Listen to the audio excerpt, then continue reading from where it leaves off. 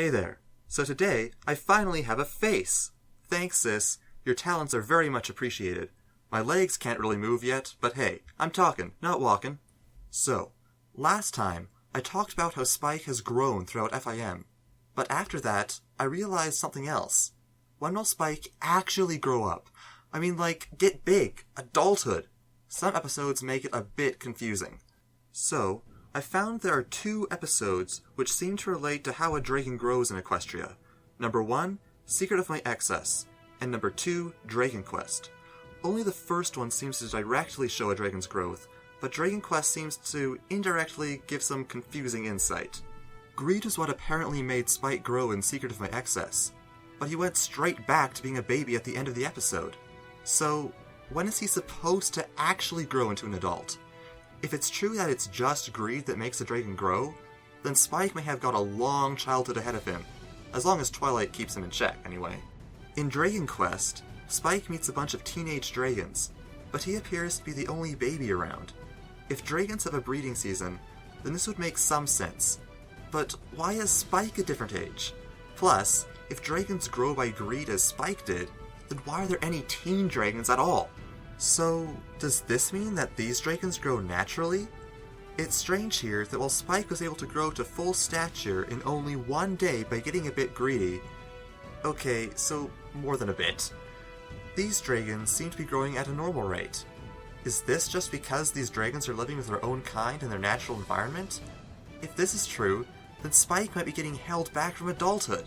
The problem is, I really don't like the thought that equestrian ideology might not be letting Spike grow up. It just feels wrong. I've got a better idea.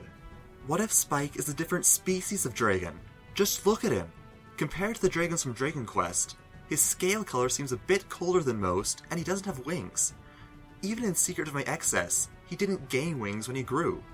This seems like a pretty strong sign that he is distinctly different from any other dragon we've seen thus far. Then, what could he be? Oh, I like this. Sort of.